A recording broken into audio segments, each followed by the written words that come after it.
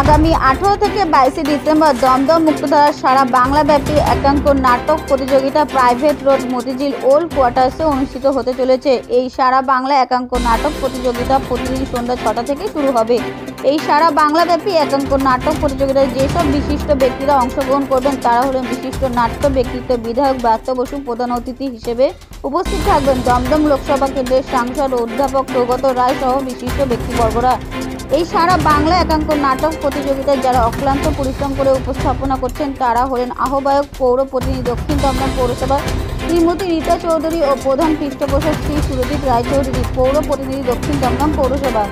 এবার নিয়ে তাদের এই নাটক প্রতিযোগিতা দ্বিতীয় বর্ষে পদার্পণ করবে। সারা বাংলা থেকে 10টি নাট্য সংস্থা অংশগ্রহণ করবে।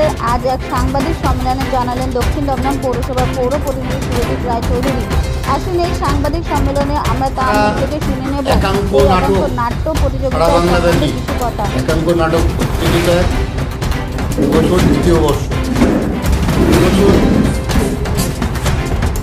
এবছর আমরা আমাদের যে মুক্তধারা অনুষ্ঠানটা হবে সেই মঞ্চের নাম রেখেছি মনোজ মিত্র, শ্রদ্ধেয় মনোজ মিত্রের নাম।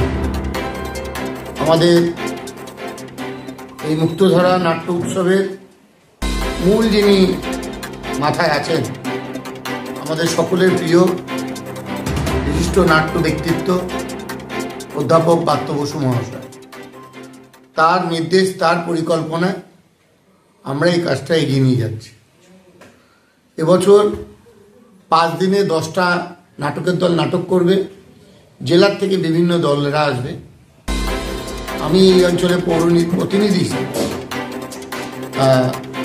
ব্রাত্যবাবু আমাকে যে কাজটা করতে বলেছেন সেই কাজটা গত বছরের ন্যায় এবছরেও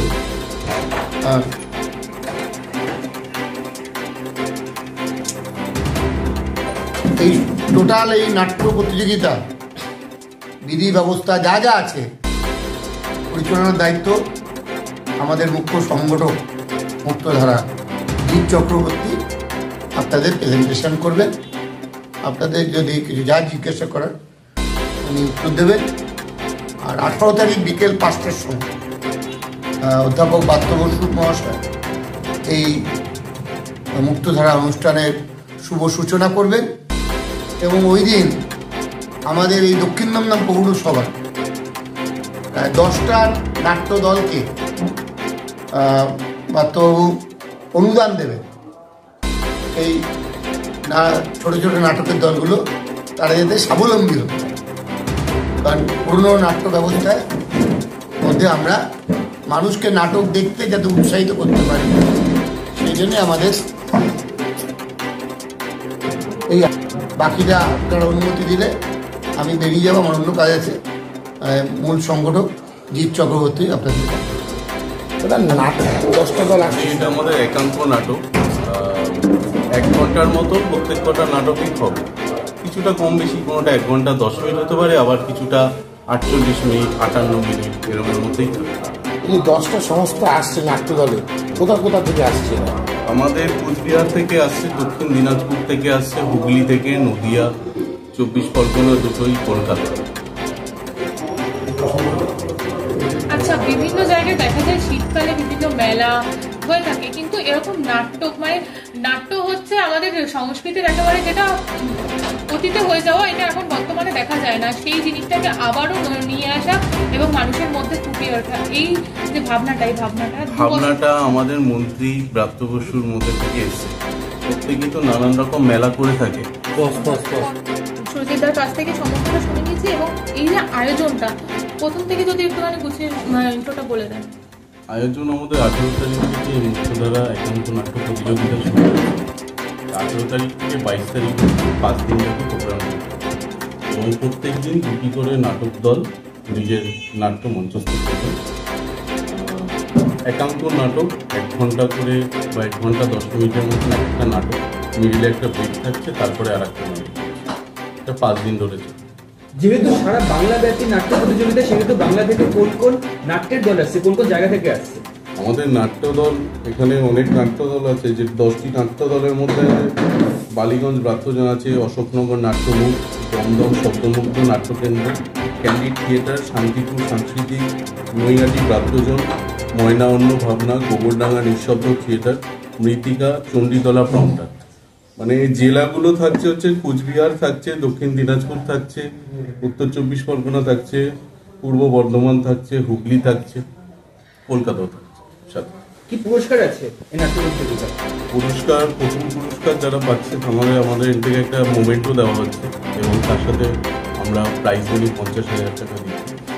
এবং তার সাথে সাথে এই যে নাটকগুলো যখন মঞ্চস্থ করছেন, তাদের একটা প্রোডাকশন ফিস বাবদ আমরা 10,000 টাকা করে দিচ্ছি, এবং তার সাথে সাথে ওদের একটা যাতায়াত ভাড়া বাবদ আমরা একটা ট্রাভেলিং অ্যালাউন্স সাথে প্রোভাইড করছি।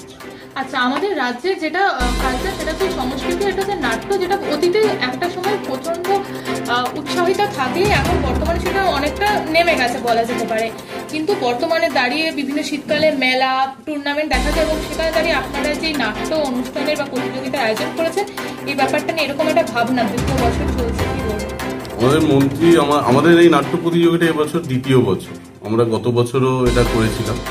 এটা আমাদের মন্ত্রীর ভাবনা, যেই নাটকটা হারিয়ে যাচ্ছিল, এবং থিয়েটারগুলিতে যেগুলোতে সবাই এফোর্ড করতে পারে না, যেতে পারে না, যারা লোকাল লোকেরা আছে তারা যাতে এইটা দেখতে পারে, এই সুবিধাটা দিতে পারে, সেই কারণে আমাদের মন্ত্রীর মন থেকেই ভাবনাটা এসেছে। থিয়েটার তো এখন বিলুপ্তর পথে, কলকাতায় 2-1টা থিয়েটার আছে স্টার বলে, এখন স্টার এখন নাটক হয় কিনা জানি না, কিন্তু বিলুপ্তর পথে। সেই জায়গায় দাঁড়িয়ে আজকে এই যে নাটক যে আবার নতুন করে চালু করা, এই চালু করা সুরজিৎ রায়চৌধুরী, ব্রাত্য বসুর তত্ত্বাবধানে হচ্ছে দমদমে, এটা প্রয়াস কিভাবে আপনারা দেখছেন? আর কি দেখবে জনগণেরা। আমরা তো এটা চেষ্টা করছি, যারা নাটক বিলুপ্তর পথে বলছি না, কিন্তু নাটক তো মফস্বলে হয়, একদম কিন্তু কলকাতায় আমাদের শহরতলির লোকেরা এগুলো দেখতে পায় না। আমাদের শহর বা আমাদের দমদমে এই জিনিসগুলো হয়ে থাকে না, সেটাই ভাবনা আমাদের ব্রাত্য বসুর, যে এটা দমদমে। প্রথম বছরের 2য় বর্ষে কি নতুন অভিনব হতে লক্ষ্য নেওয়া হবে? অভিনব তো আমরা গত বছরও করেছিলাম, এবছরও করছি। প্রথম বছর ছিল যে ভুল ত্রুটিগুলো আমাদের গত বছর ছিল, সেগুলোই আমরা শুধরে নেওয়ার চেষ্টা করছি। বলবো যে দাদা, নাটক মানেই সমাজের দর্পণ। আলটিমেট নাটকের মধ্যে দিয়েই সমাজের প্রতিচ্ছবি ফুটে ওঠে। তো এবারে যারা আসবে, কোন টাইম থেকে শুরু হচ্ছে, যদি টাইমিংটা একটু বলো, আর কি ধরনের প্রতিচ্ছবি ফুটে উঠবে আমাদের এই নাট্য উৎসবে? ভাবনা বলতে এরকম কিছু নেই, একাঙ্ক নাটক, ওদের একটা থিম আছে, ওই থিমেই ওরা করছে, যাদের যে থিমটা রয়েছে। আমাদের প্রত্যেকদিন সন্ধ্যে 6টা থেকে শুরু হচ্ছে, এবং 7টা 10 অব্দি থাকছে, মিডিলে 1 ঘন্টার একটা গ্যাপ, তারপরে আবার 8টা থেকে শুরু হচ্ছে নেক্সট নাটক।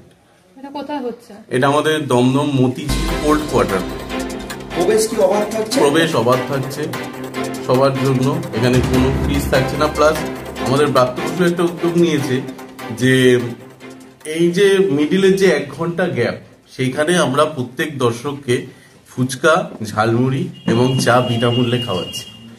আচ্ছা, এরকম এই অনুষ্ঠানের মাধ্যম দিয়ে যারা নাটক করতেন বা এখনো করছেন, যারা পিছিয়ে পড়েছে বিভিন্ন অভিনয় জগতের জন্য, তারা কি মনে হচ্ছে আরেকটু এগিয়ে আসবে?